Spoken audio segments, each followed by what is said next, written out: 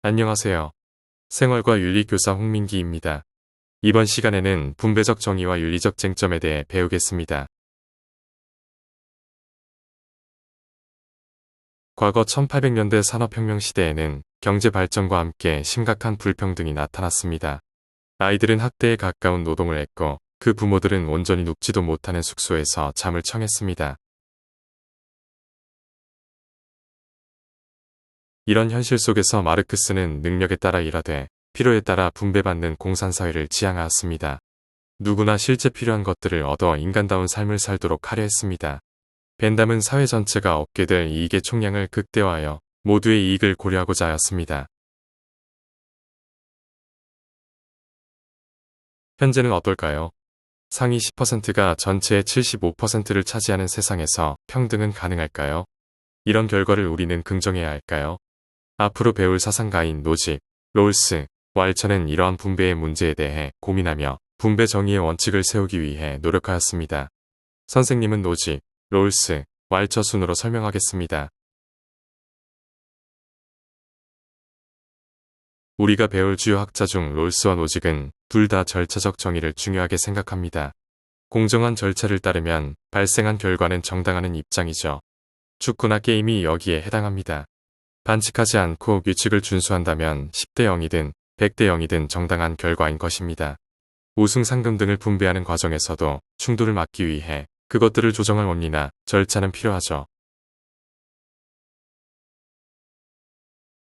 선생님은 먼저 노직을 설명하겠습니다.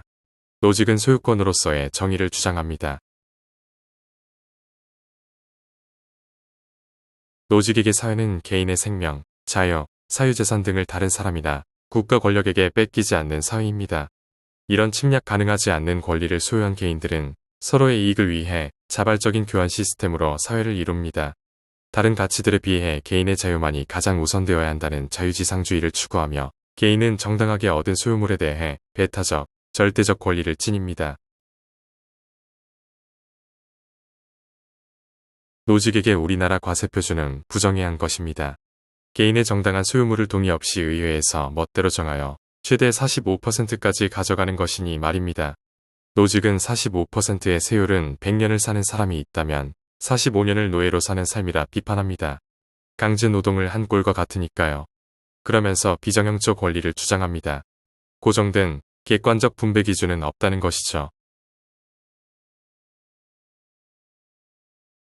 그러면서 역사성의 원리를 주장합니다. 재산을 소유하게 되는 과정을 살펴서 정당하다면 결과도 문제 없다는 것이죠.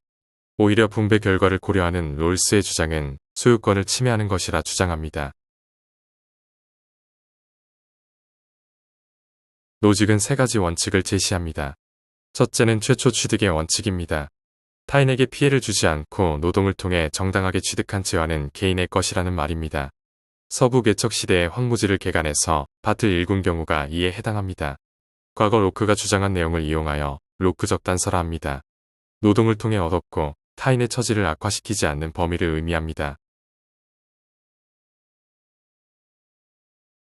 둘째는 이전의 원칙입니다. 상속이 되었든 거래가 되었든 남에게 자유롭게 양도받은 재화에 대해서는 정당한 소유권이 있다는 내용입니다. 셋째는 교정의 원칙입니다. 재화를 취득하고 양도받는 과정에서 과오나 잘못된 절차가 발생할 경우 바로잡아야 한다는 것입니다. 즉 취득의 원칙과 이전의 원칙을 따르지 않는 부당한 취득은 바로잡아야 하는 것입니다. 절도, 사기, 강요 등이 여기에 해당하겠죠. 정리하면 부정의한 취득과 부정의한 이전은 소유권이 발생할 수 없으며 교정되어야 합니다. 반대로 정당한 취득과 이전은 소유권이 인정되며 아무리 불평등하다 할지라도 그 결과는 정의롭습니다. 노직에게 국가는 개인의 소유권을 침해하지 않고 개인의 권리를 보호하는 역할만을 수행합니다. 이를 일러 최소국가론이라 하죠. 대표적인 것이 국방, 치안, 재판 등을 수행합니다. 그 이상의 역할, 즉 복지를 위한 국가에 의한 재분배를 반대합니다. 복지를 위한 세금이 어디서 나오겠습니까? 아까 살펴본 과세표준과 같이 더 많이 버는 사람에게 강제로 세금을 걷는 것이죠. 따라서 근로소득에 대한 과세나 재산에 대한 과세를 반대합니다. 다만 보호를 목적으로 한 세금 징수에는 찬성합니다. 개개인이 따로 사설 경비업체를 고용하는 것보다 효율적이기 때문에 모두가 찬성할 것이라는 입장입니다. 이번에는 노직을 논파한 롤스를 배워보겠습니다. 롤스는 생활과 윤리에서 S급 학자로서 무척 중요한 학자입니다. 자세히 배워두기를 바라겠습니다. 롤스는 노직과 달리 사회를 상호 이익을 위한 협동체로 봅니다. 예를 들어보겠습니다. 손흥민 선수는 월급이 아니라 주급이 3억 원 이상이었습니다. 노직에게는 정당한 취득이었기 때문에 손흥민 선수의 주급은 치안을 위한 최소한의 세금만 제외하고 보장되어야 합니다. 하지만 롤스의 입장에서 손흥민 선수가 돈을 많이 벌 수 있었던 것은 다른 사람들과의 협업 때문입니다. 군인들이 평화를 만들어주고 방송국 직원들이 많은 사람들에게 축구 경기를 제공해야 합니다. 버스 운전기사와 지하철 기관사들이 관객을 이동시켜 주어야 합니다. 그 밖에도 전기를 생산하는 발전소 직원과 경기장을 보수하는 건설 노동자 등도 포함됩니다. 손흥민 선수의 이익에는 다른 사람들과의 협동이 포함되어 있는 것이죠. 롤스의 입장에서 사회적 재화는 개인들의 협동체계의 산물이기 때문에 개인이 모두 독차지할 수 없으며 공정하게 분배되어야 합니다. 이때 세금을 얼마나 부여할지는 정해진 것은 아닙니다. 모두가 공정한 조건에서 합의한 정의의 원칙에 따르면 공정한 분배는 가능하게 됩니다. 앞서 축구 경기에서 규칙이라는 절차만 잘 따른다면 그에 따른 결과가 10대 0이어도 공정할 것이라 이야기했습니다.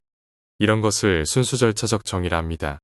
롤스는 이런 순수절차적 정의에 따라 공정한 분배가 가능할 것이라 주장합니다. 공리주의 비판과 계약론 전통에 영향을 받는다는 내용은 뒤에서 설명하겠습니다. 롤스는 원초적 입장이라는 가상 상황을 제시합니다. 롤스는 인간들이 자신의 성별, 인종, 건강 상태, 사회적 지위 등을 모른다면 만장일치의 합의가 가능할 것이라 주장합니다. 자신의 정보를 모르는 장치를 무지의 베일이라 칭합니다. 내가 부자라는 것을 안다면 국가의 복지 정책과 과세에 반대할 것입니다. 반대로 내가 가난하다는 것을 안다면 국가의 감세 정책에 반대할 것입니다. 그렇기에 개인의 재산, 사회적 지위, 장애 유무, 지능과 신체적 능력 등을 모르게 하는 것입니다. 다만 합리적 합의에 이르기 위해 경제학, 심리학 등의 일반적 지식을 발휘할 수 있는 상태인 것입니다. 인간이 합리적일 때에만 사회 정의를 세울 수 있습니다. 자신이 큰 손해를 봐도 상대방에게 큰 질투를 느끼고 불행하기를 원한다면 사회 정의는 세울 수 없습니다. 롤스는 원초적 입장 속 참여 당사자들은 서로의 이익에 큰 관심이 없으며 오직 자신의 이익을 추구하는 존재라 가정합니다. 평등하고 자유롭고 합리적인데 이때 합리는 개인 이익 추구를 의미합니다. 타인에게는 질투심과 이타심을 발휘하지 않습니다. 롤스에 의하면 합리적 개인들은 자신의 이익을 고려하여 최소 극대화 원리를 채택하게 됩니다. 게임의 룰인 정의의 원칙을 선택함에 있어서 자신이 사회적 혜택을 최소로 받는 존재인 최소수혜자가 되는 최악의 상황을 대비할 수밖에 없기에 최소수혜자의 이익을 극대화하려고 한다는 것입니다. 개인의 자산이 100억인 경우와 10억인 경우는 자유의 측면에서 큰 차이가 나지는 않지만 자산이 아예 없거나 빚만 있는 경우 자유로운 삶을 살 수 없기 때문에 자신의 처지를 모르는 무지의 베일 속에서는 자신의 삶을 위해서 충분한 복지 정책을 시행하는 정의의 원칙을 수립할 것이란 이야기입니다. 즉, 자신의 이익을 고려하는 합리적 개인이 자신의 처지를 모른다면 복지 정책을 추구할 것이고 이것은 타인에 대한 배려심이 아닌 철저한 합리성에 기초한 결과라는 것입니다. 세 가지 사회가 있다고 가정합니다. A사회는 한 명은 30, 다른 한 명은 15, 마지막 한 명은 5의 이익을 가진 사회입니다. B사회는 모두 12씩을 가진 사회입니다. C사회는 각각 18, 16, 14를 가진 사회입니다. A사회는 총 50의 이익을 가지고 있고 C사회는 총 48의 이익을 가집니다. 여러분은 어떤 사회가 더 매력적인가요? 롤스는 원초적 입장에서 합리적 개인들이라면 모두 C사회를 선택할 것이라 말합니다. 내가 부자인지 가난한 사람인지 모른다면 사회에서 가장 혜택을 적게 가진 존재인 최소수혜자가 될 경우를 고려할 수밖에 없기 때문입니다. 롤스가 제시한 원초적 상황에서는 합리적 개인 모두가 사회 운영의 원칙이자 생존 게임의 규칙인 정의의 원칙을 세울 수 있습니다. 롤스는 정의의 이 원칙을 주장하였습니다. 제1원칙은 평등한 자유의 원칙이며 제2원칙은 차등의 원칙과 공정한 기회균등의 원칙입니다. 제1원칙은 인간의 존엄한 권리의 분배에 대한 것이며 제2원칙은 사회적 재화의 분배에 대한 것입니다. 또한 제2원칙은 사회적, 경제적 불평등이 허용되는 조건에 대한 원칙이기도 합니다. 하나씩 살펴보도록 하겠습니다. 제1원칙인 평등한 자유의 원칙은 모든 사람에게 평등한 기본적 자유를 최대로 누려야 한다는 것입니다. 이때 기본적 자유는 쉽게 말하여 인권입니다. 양심의 자유, 사상의 자유, 정치에 참여할 권리, 사유재산권 등이 여기에 해당합니다.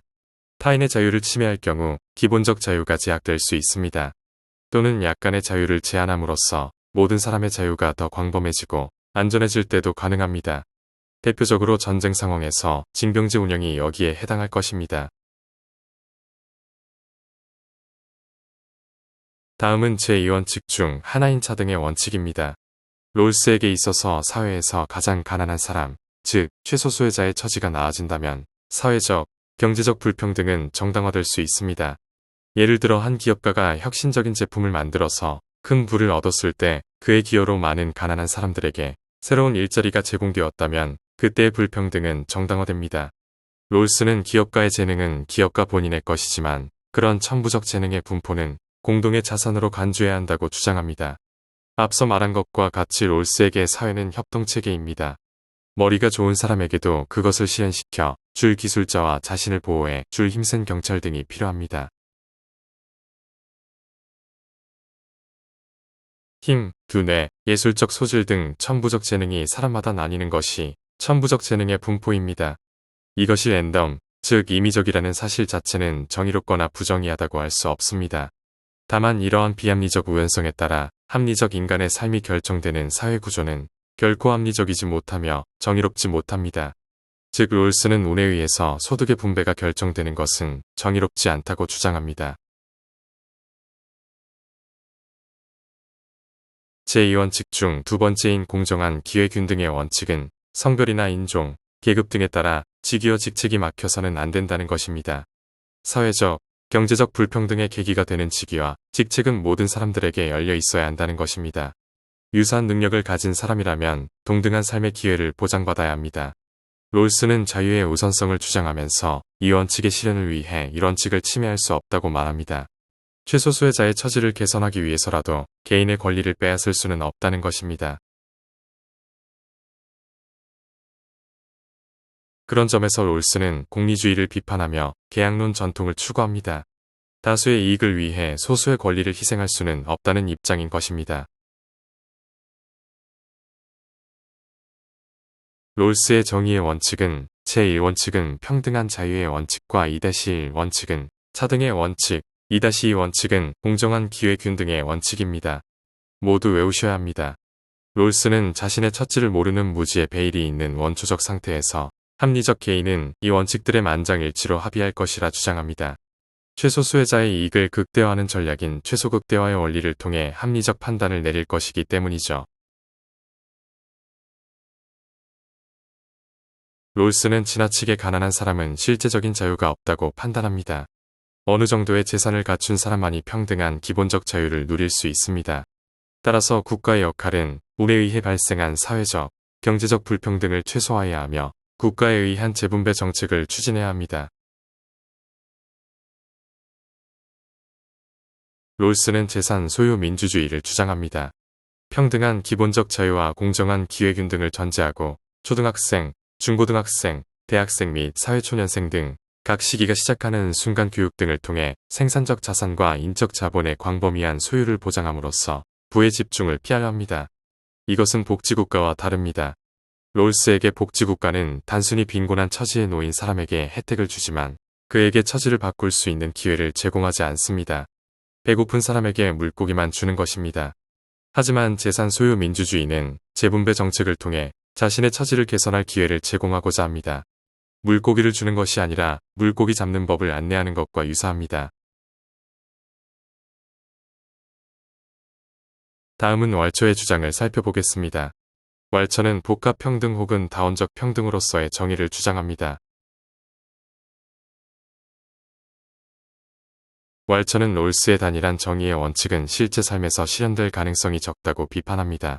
공상 속에서 만든 원칙이지만 현실에는 없는 것이라는 이야기입니다. 삶에는 다양한 영역이 있으며 영역마다 각기 다른 기준에 따라 사회적 가치가 분배된다는 것입니다. 예를 들어볼까요? 종교계의 권위는 어떻게 분배됩니까? 천주교에서 교황은 절대적 권위를 지닙니다. 천주교 신자들은 이것을 인정하고 따릅니다. 수영 선수인 마이클 펠프스는 4번의 올림픽에서 28개의 메달을 땄고 그중 금메달이 23개입니다. 스포츠에서 메달은 어떻게 분배될까요? 능력만 된다면 모두 가져갈 수 있습니다. 이번에는 교실입니다. 교실의 책상과 의자는 어떻게 분배될까요? 특히 한국에서는 부와 지위의 차이가 있어도 고등학교는 대부분 동일하게 유지됩니다. 적어도 교육만큼은 평등해야 한다는 문화가 있기 때문이죠. 왈초에게 분배적 정의와 관련된 모든 가치는 각 공동체의 역사와 문화를 반영한 사회적 가치입니다. 따라서 공동체의 역사적, 문화적 맥락에 따라 다양한 정의의 기준이 존재하는 것이죠. 서로 다른 사회적 가치들은 서로 다른 근거에 따라 서로 다른 절차에 맞게 서로 다른 주체에 의해 분배되어야 합니다. 영역별로 고유하고 특수한 분배를 추구하는 것이 복합 평등인 것이죠. 복합 평등이란 사회적 가치들이 자신의 고유한 영역 안에 머무르는 것입니다. 교육은 교육, 스포츠는 스포츠, 종교는 종교의 영역을 지키는 것이죠. 하지만 돈과 권력이 스포츠계를 흔들고 교육계를 흔드는 경우가 있습니다. 이것이 바로 부정의 원인은 전제, 즉 지배입니다. 특정 영역에서 지배적인 역할을 하는 사회적 재화와 가치가 다른 영역의 재화와 가치를 획득하는 데 기여하는 것은 정의롭지 못한 것입니다. 사회적 재화가 그 영역에서 자율적으로 분배되는 한 독점, 그리고 그로 인한 불평등은 허용됩니다. 교황의 사례가 그렇습니다. 분배 정의에서 복합 평등 체제는 전제와 정반대이기에 독점의 혁파가 아니라 지배의 축소에 주목합니다. 이 말은 각자의 고유한 영역을 유지하는 것이 중요하다는 것이죠. 왈초는 정의의 원칙을 다음과 같이 설명합니다. 어떠한 사회적 가치 X도 X의 의미와는 상관없이 단지 누군가가 다른 가치 Y를 가지고 있다는 이유만으로 Y를 소유한 사람들에게 분배되어서는 안 된다. 여기까지 정의에 대한 새 사상가의 입장을 배워봤습니다. 나머지 시간은 제공된 기출 문제를 풀어보겠습니다.